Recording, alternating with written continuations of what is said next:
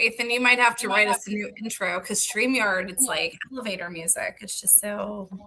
Oh my God, I was grooving out to it. We always groove out. They changed it on us. It used to be poppier, and we were like, we'd dance, and then we're like, all right. Yeah, the camera was off, but I was having a full-on dance party. Full-on dance party. It grew on us over time. It has grown on us. Thank you so much for joining us for this little afternoon bite. I am getting my voice back, so this will be really fun. Do you want to explain to the boys and girls listening at home who you are and how wonderful you are? Well, I could explain. I can at least explain who I am. So, my name is Ethan Popp. Currently, I serve as the music supervisor, co-arranger, and co-orchestrator of The Lost Boys on Broadway. Gene, never heard of it. I have no idea. Never heard of it? Never heard of it. Only been running the fan group for 2 years before it came out.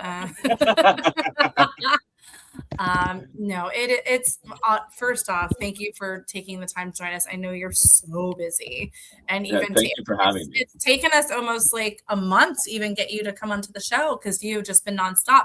A little thing called the Tony Awards has kind of popped up, made your life a little bit more. Never heard of it. No, yeah, no. But congratulations on that. You've been a part of a lot of my favorite shows. I don't think we've even delved into that realm yet. But my goodness, now the top. Well, thank you very much. I mean, I've been the fact that I've been able to sustain a career upwards of 30 years doing what I love has just been. So you started when you were 2. Okay, great. So I started when I was 2. Yeah. I dyed my hair gray specifically for the interview. It's grown. It's just been such an incredible passion of mine, sort of storytelling through music throughout my life, and and bringing that to audiences, through all mediums, through Broadway, of course, and through film and television, has been just such a blessing in my life, and I have a special place, of course, in Broadway because for 2 or 3 hours every night, we get to, get a group of people together and tell them all the same story and watch their reactions. It's never the same. It's always a different experience. It's never the same. Let's see if I can regurgitate off the top of my head your bio. All right. So, a little movie called The Greatest Showman. You had a little bit to do with that, right? A little bit to do with that. That's beautiful. You worked with. When I first saw that movie, I watched it on a whim, sobbed for the whole movie, and then called one of my best friends who watches musical TV movie musicals with me, and I was like, come over right now, you need to come watch this movie with me. She came over. Within the first 5 minutes, she's sobbing. She's like, what have you done to me?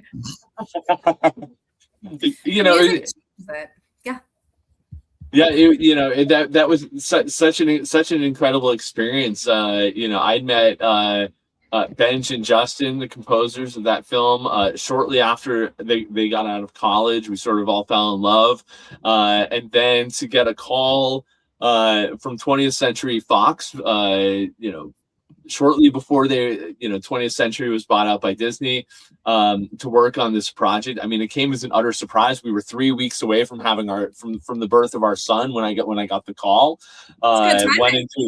It was great timing. I took a meeting with Michael Gracie, the director, all of the wonderful executives at Fox, and Benj and Justin to talk about the film. We started some conversations. They asked me to come in and collaborate with them on the piece, and I was like, yeah, great. When does it start? 4 days after our son was due to be born. Oh, I mean, but you did it. So, music director, music production supervisor. Music director, music production supervisor. Yeah. Fancy titles, but a hell of a job because it's still such an important part of pop culture coming to Broadway, on Broadway, off West End, everything that you're doing. And then you also did this little show called Smash. I worked on the very, very first pilot of Smash. Which is incredible. And then last week tonight with John Oliver. Yep. Yeah. And Uh, then last week tonight with John Oliver is always a fun one because they're not doing as many musical segments anymore, but those are all sort of like last minute. Like I get a call, I always get a call on Thursday, and then we record Sunday. And but in those 3 days, we fully conceptualize, arrange, orchestrate, put together whatever is of the moment. sure. It's incredibly fun and refreshing, and so different from like the 4-year journey that you take on a project like the Lost Boys. Yeah, well, yeah. And I mean, let me name my favorites that you've done recently as well. I mean, The Lost Boys is right up to the top. Aida, come on. I raise my hand in agreement. Yes. Hedwig and the Angry Inch, Ethan, you kill me, you slay me. I'm recently doing the Orlando Fringe Festival, and somebody started to do Origin of Love playing on the outdoor lawn, and I stopped dead in my tracks because you never hear any band cover that song. Ever. And I just stopped dead in my tracks. And I mean, I listened to that cast recording probably 4 to 5 times a week. Oh, that's amazing. That show in particular was a huge gift for me. I mean, I remember when I moved to New York at the age of 2.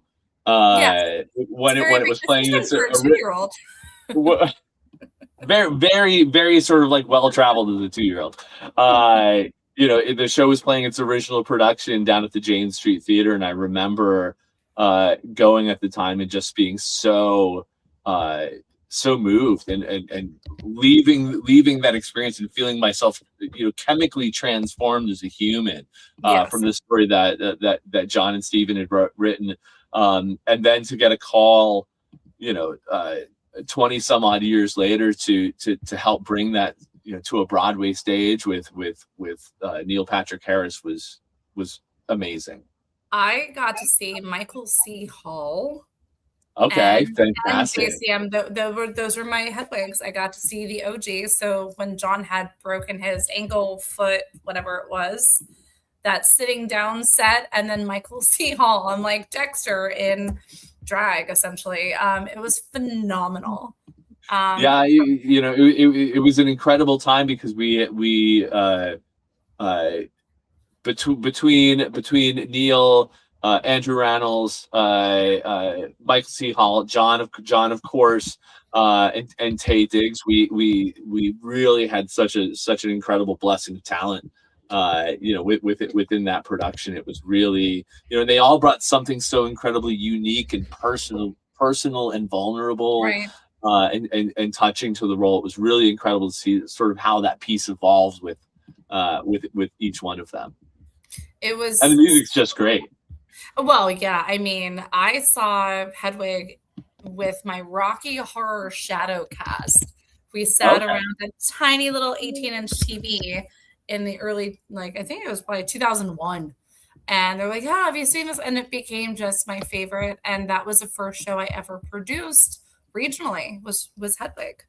Amazing. Mm-hmm. Amazing. So I was like looking through, I was like, oh, Ethan is definitely my friend now. but now you're doing, I mean, the Lost Boys, I've had my eye on for years. People don't realize it's been workshopping, 6 years? I think it started about 6 years ago. We've been in development, like proper development. Yeah. I think the last 4 years.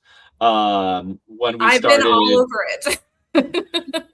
Yeah, we started when I got involved. There wasn't even a book. I think Hornsby and Hoke hadn't officially signed on.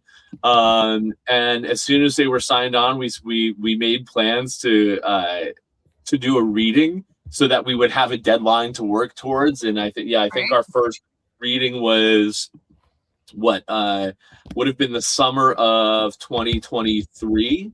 Okay. And we only did Act 1. Stark Sands was originally supposed to, I think he did a reading of some sort, didn't he? Maybe something. Maybe something. Because I remember seeing like all of these like, oh, we're going to do this reading, we're going to do this. And it was just really fascinating to see this whole culmination of some of the greatest minds that I've had the pleasure of knowing or not knowing just come together. Lost Boys is my favorite movie. So I immediately gravitated towards it. I'm a vampire girl. And then when the rescues got aligned with the show, and I freaking love them, and Gabe is one of the best humans I've ever met. I was just like, every little thing, if I could have put together a show, this would be it. And I mean, incredible. Yeah, I gotta say, like, the incredible thing about these producers, James Carpinello, Marcus Chait, Patrick Wilson, you know, driven by their own passion for the material, they were not only able to assemble a group of creatives that wanted to bring their A game, but as well were all deep fans of the source material. Oh yeah, so Patrick had asked me, he was like, are you actually a fan of the movie? Because I was at the Joe's Pub event, and he was like, are you a fan of the movie, or like you just looking forward to the show? And I'm like, oh no, dude, I'm like old school, like Lost Boys was my gateway drug into vampires. And I've just carried the love of it to see it now combined with musical, and to know the music and to understand the passion behind it. It's unbelievable. Yeah, it's really been the joy of a lifetime, sort of working with this team and the collaboration behind it, the way we've metaphorically, of course, fed off of one another, no pun intended. That pun throughout totally intended, it's fine. Totally intended. Throughout this process, we've all been driven by one another's passion. And that even though we'd all brought our A game, I think every one of us collectively watched one another work and said, "Oh, now I have to up my own A game," because that's about right. And it sort of drove us collectively. And I hope what we've created is something that really is pays all deference and homage to the source material while being something completely new and refreshing as well. Yeah. We didn't want to present a show that was wearing a Lost Boys costume. I think that's so respectful. Yeah, we wanted to create something that lives in its own realm, but was completely driven by our passion for that source material. Yeah, it's incredible with the fan group and whatnot that we run. Everyone's like, oh, no laddie. Oh, no grandpa. And I'm like, you don't need it. They weren't needed for the original storyline either. And everyone. I mean, you have the sax guy. What I was going to say, everyone want? Crazy for the sexy, oiled up, greased up sax man. I mean, look, if you have that, I mean, you could put that in any show, and it would, it'd be incredible. When he came out during the show, I just stopped and I was like, is that a muscle suit? Because dude is jacked. And then he started to make his pecs dance. I was like, no, that is his real body. No, dude is jacked. It makes me feel terrible about myself as a human, as a human being. But Cameron's also like the nicest guy in the world. It's so incredibly talented. I mean, the cast is really incredible, and they must like you a little bit to just pull off everything that you've managed to accomplish. Can you give our audience a little bit of insight as to what your actual role as the co-orchestrator, as everything that you're doing, you're multi-hyphenate, as our friend John Devereaux will say, what does that actually mean in the actual realm of this is what we're doing for the show? Like, what are your day-to-day responsibilities or gearing up for the show itself? Yeah, certainly. So, in this multi-hyphenate realm, serving as the music supervisor, co-arranger, co-orchestrator, as music supervisor, I sort of live in the headspace of assembling a team to support the music that can help shape the material in the way that the creative direction is going. So that's everyone from bringing aboard our amazing music director Julie McBride, to our music coordinator, who Christy Norder, who helps facilitate hiring of the orchestra, amazing programming team, that programs keyboards in the orchestra, but also collaborates me on programming all of the playback elements, all of our click tracks that the orchestra plays to. It's an incredibly technically intense show, that things need to be timed out within an inch of its life, and the way to do that musically is to have the orchestra playing to a click track, which truly allows things to happen, so that we know that when David or Michael or any one of the Lost Boys launches into the air on a given beat, we know exactly when they're going to land as well. Because people don't think about that. I mean, when you're being lifted, your whole everything's going to be changing. Yes, but it's the only way it can, and only way I've been able to describe the show is it's a rock show that's a Broadway musical that has flying vampires. Amber just saw it too. Amber saw it 2 weeks ago? Yeah, so I brought my friend's daughter into the city to see Just in Time, and we go up to the box office to get our tickets, and they're like, "We don't have tickets for you." And I was like, "Oh, let me check my order." And the tickets were the evening show and not the matinee. And I travel in from Connecticut, so I was like, "We're booking it. We're finding another show. Lost Boys has a 2 p.m. We're going to that." Because she's 11. So, like, you got to find something that appeals to, like, an 11-year-old. Yeah. So I was like, Lost Boys is perfect. And we've already seen Stranger Things together. So I was like, this is the perfect thing. Sexy vampires. You're into it. So I took her there. We went. We had a blast. But I have to say, like, the second the vampires started flying, my immediate instinct was, oh my God, Mary Martin looks so good. Because I got that like feeling that I got when I first saw Peter Pan, like as a child, like with Mary Martin flying through the window. I was like, this is so magical. Like, well, and musically speaking, you have to maintain like they're singing and flying and like the takeoff and the landing, but they're still moving around. They still have to have that consistency and breath control, which Ethan and the flipping and it's crazy. Yeah, I mean, look, I'll say two things to that. One, like, our producers, assembled a team, of course, helmed by Michael Arden, but our amazing also team. Also co-lighting, which is really adorable. Also, Tony nominated for co-lighting design with Jen Shriver. I love that he put his name on that. Love Michael Arden so much. But the fact of the matter is, like, we're all of the era where we all grew up as fans of this material and wanted to pay. Bring it to life with all of the respect and deference that I'd spoken to and wanting to do it right. But so much of that process was also informed by this incredible cast of performers that we have. Well, Amber and I have known Ollie since Tommy, and was just lovely. And then LJ, I got to meet at Joe's Pub, and the whole cast. You're right, like they are. Not only so incredible, and they play their own instruments, which I don't know if a lot of people know. Right.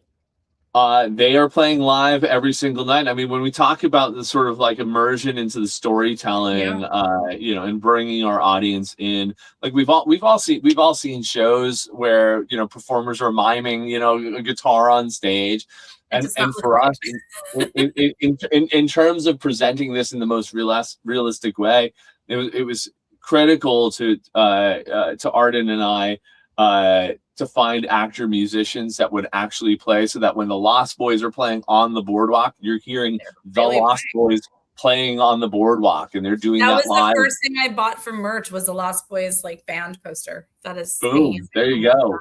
Right now, yeah, it's incredible. Well, we've talked a little bit about your history and we've talked a little bit about what's going on, but we want to know the man behind the music too. So you're a vampire guy. We like that. Do you have a favorite instrument that you would rather, if you could only play one instrument like forever and ever? Is there one that you go towards? Oh my God. It has always been and will always be the piano. Now I know why you and Jim Abbott get along so well. Well, that's exactly it. I mean, now I don't get to play for my own enjoyment so much because I'm constantly, if I'm not arranging, I'm orchestrating. If I'm not orchestrating, I'm music producing. If I'm not music producing, I'm doing something else in the musical sphere. So I don't really get to play for my own enjoyment. But it all stems from the piano. I remember as a kid, I must have been, going by the scale that we set, -22 at the time, but seeing E.T. in the theater when it came out, and hearing and hearing John Williams' score for that movie and being so touched by it. But there was one particular piece which isn't even part of the core movie, but it was the music that he composed for the end credits, which is this gorgeous like concerto for piano and orchestra. And being truly moved by that piece, and having this epiphany that like music could completely deepen the emotional meaning and context of a story. It wasn't just accompanying an image, but it was telling you how to feel, how to hope, how to ache, how to mourn, how to find joy again. And that really started the journey for me. And I think, going home from that experience and begging my parents for upwards of a year to start playing piano. So that was that aha moment that really pulsed you into your career path. Yeah. And I think from there, I never initially thought that I would pursue it as a career. I actually had this long time aspiration to become an astronaut. Okay, love that. I went to space camp. I get it. I went to space camp. And it's still a huge passion of mine, but I found out, after applying to the Naval Academy, that I was an inch too tall to fly a fighter plane. Oh, okay. And it wasn't like going to Six Flags where they're like, good enough, go ahead. It was a hard no. And the next day the Navy recruiter called me and said, we know you're too tall to join the Naval Aviation program, but we see that you play piano. Do you have any interest in coming into the Navy and playing in one of the Navy bands? And that was a hard no for me, because it was like, well, if I'm not going to do this thing that I've dreamed about since childhood, I'm going to do this other thing. And I think, my from stepdad there, played in the Navy band, Barry Sax, very different kind of life. Oh yeah. Exactly. And I think from there, I was driven by the sort of, or just became obsessed with like the architecture of music and storytelling, why something lands, why something lifts, or how something can devastate you, and over time that on the head with that storytelling. And I think that is music. And that's precisely it. I mean, you listen to some of the greatest singer-songwriters of our time and of times past, and like when it's right, it just works, and you don't even know why. It's something that you just feel. And over time for me, that expanded into theater, expanded of course into film, and music production. And I think at the center of it all has always been that same sort of impulse, and that's using the utilization of music to create emotional context and narrative life. And I think that still drives what drives me now. The tools we have continue to evolve. The scale continues to evolve. I've done really sort of small chamber pieces, and then to get to work on things with the scale of like the Lost Boys, of course, or Back to the Future, with these huge spectacle shows. The mediums might evolve, but the core fascination for me, has always remained the same, which is, driving narrative through the power of music. And now you're about to bring it to the masses, because you guys have your cast recording coming out soon for Lost Boys. Yeah, we're currently in production right now. Actually, today is like my first day off from the cast recording since we started production. With us, so thank you. a week and a half ago, we got our brilliant rhythm section in and recorded for a full day. We did a full day of recording with our amazing 8-piece string section, which has just been such a gift to have because it's such a rarity, within the context of Broadway in the modern era.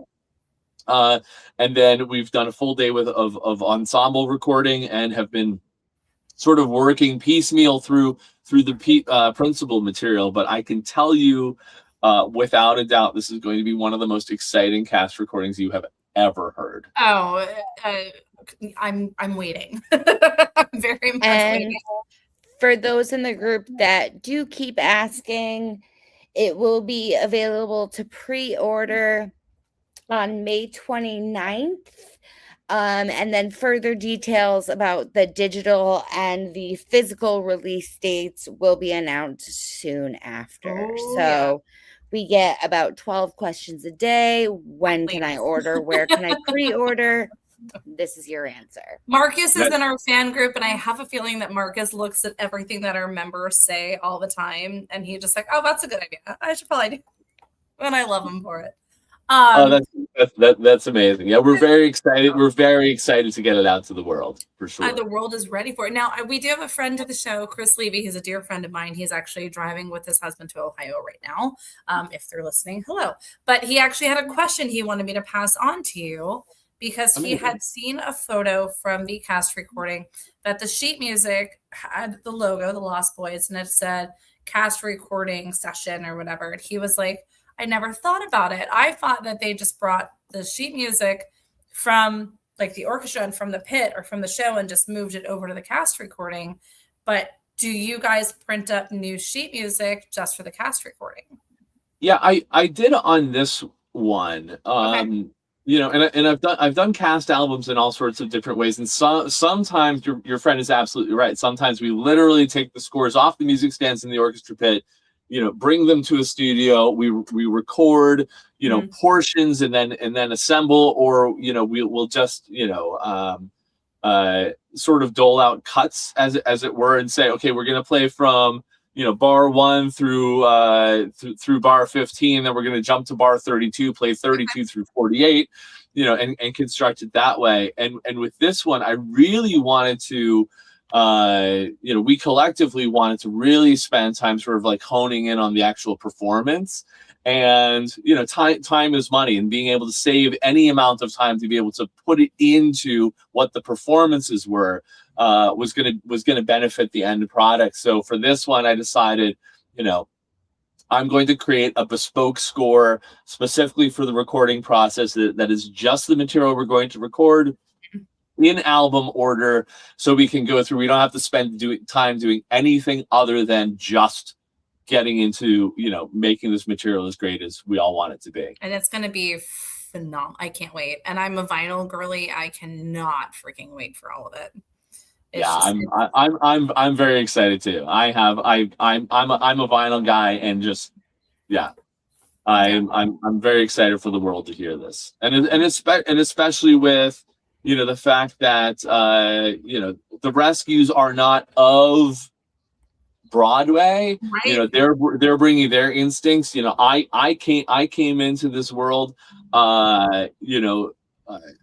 after playing bass in punk bands growing up, and being fascinated with the sounds created by Queen or Fleetwood Mac, and so many of the great bands of the 80s and 90s and earlier, that we're really looking to approach this as a rock record that is 100% every element of what you experience in the theater every night. Right. And it's ethereal rock. I don't know if that's like a new genre in my brain. It is, but I love that. Ethereal rock. You can use that. I'll let you borrow it. Yeah, if I can borrow it, I'll always make sure to credit you whenever I use that. But I think what the Rescues created through their original demos sort of like already carried so much of the emotional and sonic DNA. Haunted is one of my favorite songs of all time. Oh, which one? Haunted. Oh absolutely. I think from there, it was really about the work became centered from a musical perspective about maintaining the magic and that DNA that they infused into their original demos. You know, we never wanted to feel for the show to feel like a museum piece or like it was wearing a 1980s costume. You know, if that makes sense for musical. No, 100%. Or you know, be applied as or being considered like sort of pastiche of the era. I mean, I feel like it's an homage to the original concept of it, but there's so much new stuff. It's just an elevation, like a Pokemon evolution of sorts. A Pokemon evolution, yeah. And with a 9-year-old at home, I get that reference very well.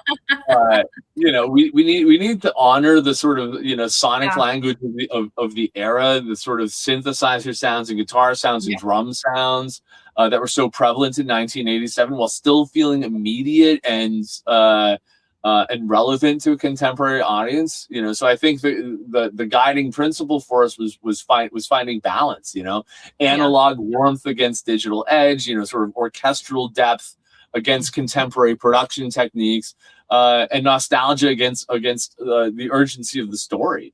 You know, we wanted to feel into a cast recording to relive the moments of the show, and even just with whatever's been released in little snippets, you still feel it. Even the Jimmy Fallon performance the other night, you were freaking there. You were in the show, and you feel that. And you guys have created this magic.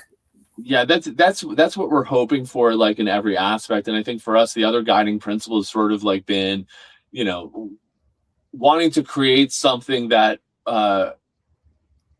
that feels like it could have existed in 1987, but could also hit an audience right now with full force. Oh yeah, absolutely. And they're like the little rush line that happens every morning starting at like 4 a.m. They're ready for it. And the rescues randomly popping up, or Marcus bringing donuts. Like, the fans are here for you guys. And I hope that you feel the love of that, because especially like on the music side of things, you know what you're creating, but please know that you are creating new fans of theater because it's an IP people are familiar with.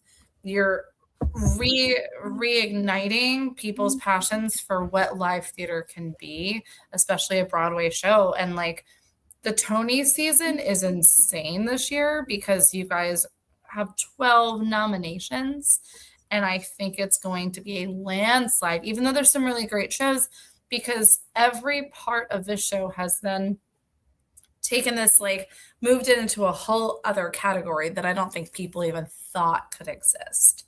So kudos. Yeah, I mean, I think for everyone from, you know, led by our producers and of course, you know, Arden, but everybody on the creative team, you know, we all grew up sort of in the era of these big spectacle shows like Les Mis and Phantom that sort of like, you know, pushed the bar forward, you know, in terms of what Broadway could be or what people's concept of Broadway could be.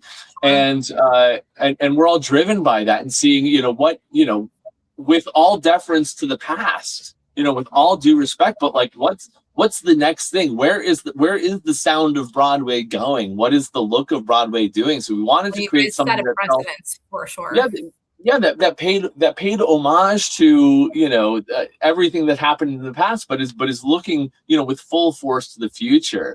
You know, for me, I've always been really interested in the future of sound and orchestration for Broadway being more expansive, more immersive, more emotionally cinematic, you know, and more in conversation with how audiences experience sound now in their, you know, ongoing daily lives. And that doesn't mean abandoning theatrical craft, but, you know, applying that craft to like a broader sonic palette, you know, and that you can still, you know, include acoustic writing. And there's so much acoustic writing in the show. But having the interplay between, you know, live music and electronic elements, a big part of the show is the way we manipulate sound through surround sound, which was a guiding principle for me from day one of conversations on this piece. Is like, feel it in your body. How can we use the orchestration to bring the audience in the story without ever feeling like we're just presenting a score, but allowing our audiences to sort of live within it. Well, and I thought it was really cool when the pit drops down. I'm not giving anything away, but the pit drops down, you've got the band performing and you're at a freaking concert. Like that was it. That was that moment. I was like, this is exactly what I wanted from a show. The music was there. I was living through it. And I think, Amber, when you and I talked about it, we were talking about like, it's very much like an emotional roller coaster. The music just kind of takes you there. It's not what you're saying. It's not just presenting music. You are living with these characters performing these songs, but you feel it. You feel Shoshana and Paul singing Wild. Like you feel that momentum of what's going on, but you're kind of vicariously living through them and you feel like you're part of the adventure and the journey. And it's been a really long time since I found a show that can actually do that and resonate with me so much. I was at with my cast from Fringe, we went to a dive bar and it happened to be a night where there's like 6 of us there. And the owner's like, oh, everyone gets to pick a song on YouTube to play. And like, we would just kind of go around and like pick different songs. And I was talking about the Lost Boys because I never stop, because I love it. And I do, fangirl. But I was like, oh, you guys, and they're like, oh, isn't it like, do they have 80s stuff? And do they do Cry Little Sister? And I'm like, okay, we're just going to pull up the slash like edit and like pulled up the YouTube video and they all just sat there. Open the EP. Yeah. It was just, It was so, I turned 6 more people onto the show just by being like, look what they can do. Yes, we experience media in such a different way in the contemporary era that even for like the shift in it from when I moved to the to the city in the late 90s to now, and there was certainly sort of a big shift, a global shift in how we experience media that happened, as a result of the COVID-19 pandemic, when we were all sitting at home just streaming nonstop and sort of immersing ourselves. So for me, like I said before, it's really been about like, looking, without rejecting, where Broadway came from, but like what's next? Where do we go from here? And it's like a new class with paying respect to the old class. Yeah, and allowing people to experience the score, like I said, not just presentationally, but feeling as though they're living inside of it, much as the way they might do when they go see, one of these, epic films. I mean, would you say that Lost Boys is inviting people in? I would absolutely say that. Well, I do have a couple of things. I was going to say, I know that we've been taking up a lot of your time, but I know Amber's got a couple of questions, and then we'll wrap so you can get to your daily life.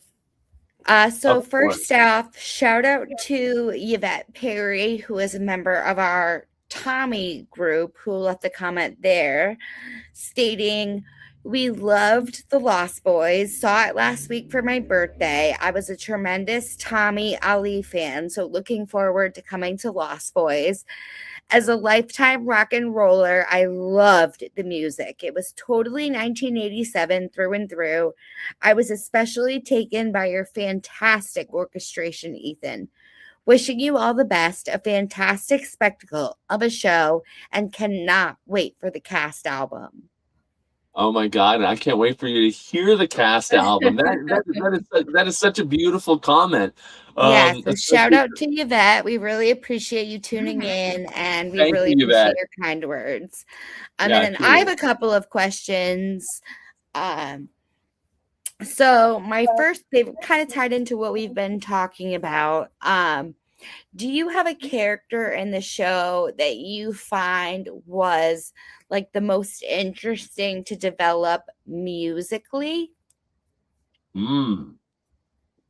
I think all of them. Yeah. Yeah, I mean, I have to say, like, I was always really moved by the sort of journey that we went on to within the development of Maria Wiri's character with Star. She's incredible. Because of such an amazingly incredible, like just absolutely mind-blowing performer. with a voice that goes on for years, and just the kindest soul in the world as well. But for me, that development was really interesting because the source material was a 1980s film, and the role of Star was nothing more than almost a set piece. Right. But really looking to give that character some emotional depth, and really have her become integral to the story. And I think from there, sort of the other, I think, to me, interesting character development was not based on an individual character, but the character of the Lost Boys sound. Mm-hmm. And what this 3-piece rock outfit in 1987 was going to bring to the stage in the modern era. But yeah, I mean really the entirety of the process has just been the greatest joy for me. That's awesome. And then my second follow-up question are, one point. We know that people are going again and again. We're seeing in the comments, I'm going in a few weeks, I'm coming again. Are there any secret like Easter eggs that relate back to the movie, or any Easter eggs in the show that you think people should maybe keep an eye out for? Oh my goodness. Well, I think that super fans or fans of the movie will, because I've received this question a lot. I can confirm you will hear "Cry Little Sister," in the film, but sort of like with new life behind it, which was important to us again, in paying homage to the source material and that incredible composition, while also allowing it to be 100%, based around our score and our story. We do reference Grandpa Frog. Right. I'm sorry, Grandpa Emerson. And you also have that little kind of relation to the "I like Michael. Michael is nice" kind of line. Absolutely, from the original Boardwalk scene. And I cannot confirm or deny, or maybe I can confirm that death by stereo is something that does exist. Yes, it does. Also the bathtub, and then we'll just leave it at that. And also the bathtub. That was a fun one for me.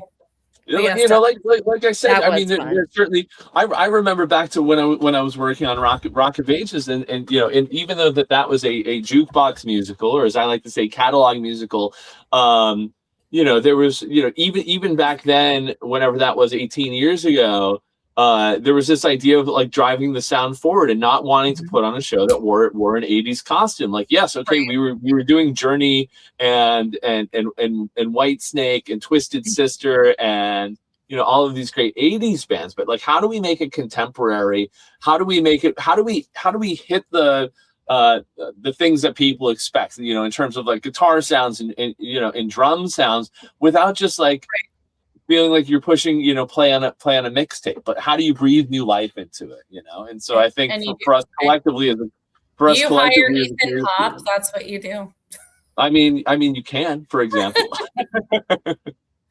My goodness. Well, I know that we've taken up so much of your time this afternoon. Amber and I generally have our very specific, hard-hitting questions, so I'll let her ask her. Are you ready for it? Oh, totally. I am. If you were sitting on that lovely couch behind you, you turned around and was young Ethan, and he was sitting behind you, what do you think would most impress him about the Ethan of today? That is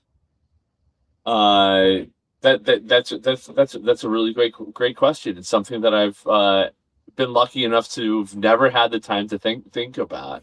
I think what would impress him most is I hope what we're trying to instill in our 9-year-old son, which is like, all it takes is a dream and some determination. And if you put in the hard work, you can get to the places you want to go. You can tell the stories you want to tell. You can do you can do everything that you want to do, so long as you have a passion for it. And and if that passion exists, that everything else will follow. Perfect. That's Love beautiful. That. Well, we are so excited to see your Tony Award nomination come to fruition, young man. Oh my goodness! Thank you for that. Maybe third time's the charm. Knock on wood, everybody spin around in a circle and spit. I don't know. We're going to make sure that this happens. But I know one thing for sure is that Jimmy and Marcus and Patrick are going to be throwing a hell of a party regardless. So absolutely. They always do. They always do. Ethan, you are wonderful. Please come back and join us. We just want to be fair to you since it's your first day off in a while. It's never a day off. I'm just working from home today. But Heather, Amber, thank you so much for taking the time. It's been a real pleasure. Thank you. Thank you so much. No, you've been incredible. If you guys want to follow along with Ethan's journey, it's at The Real Ethan Popp, P-O-P-P. Please go support the Lost Boys. Stay tuned for the album. Join us on any of our fan groups, especially the Lost Boys fan group, www.thebroadwayfanclub.com. Ethan, you're coming back after you win that Tony. We're going to throw you a party. Oh my goodness, I hope so. Heather, Amber, thank you so much for taking the time. Thank you. Have a great day, everybody. All right, take care. Bye-bye.